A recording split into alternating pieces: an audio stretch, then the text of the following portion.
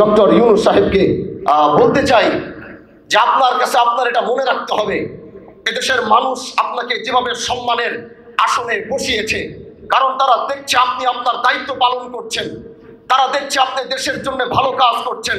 কিন্তু এই নারী কমিশনের পিছনে আপনি ঘেটে দেখবেন, আমার মনে হয় এখানে ইন্ডিয়ার রয়ের হাত রয়েছে, তারা বাংলাদেশের পরিস্থিতি আবার নষ্ট করার জন্য এই পায়তারা করছে।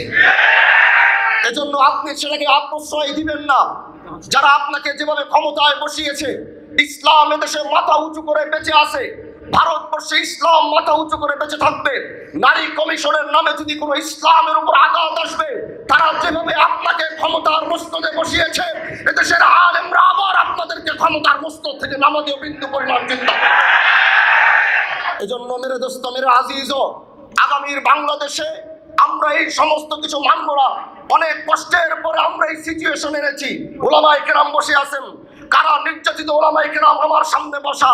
5 আগস্ট এমনি এমনি আসে নাই, মনে রাখতে হবে। হ্যাঁ, তোমরা আন্দোলন করেছো, রাস্তায় মেনেছি। বিএনপি আন্দোলন করেছে, মেনেছি।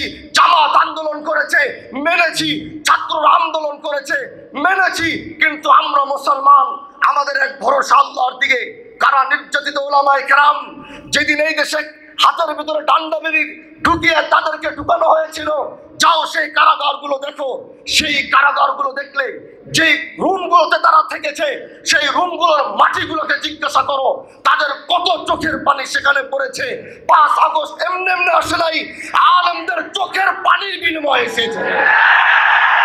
এজন্য আগামীর বাংলাদেশে স্পষ্ট বলে দিচ্ছি, আগামীর বাংলাদেশে হাজী শরীয়তুল্লাহর বংশের 1 ফোঁটা রক্ত যদি আমাদের মধ্যে থাকে, আগামীর বাংলাদেশে ইসলাম বিরোধী কোনো কাজ যদি হবে, আগামীর বাংলাদেশের মুসলমান ইসলাম বিরোধী 1 চুল পরিমাণ কাজও মেনে নিবে না ইনশাআল্লাহ।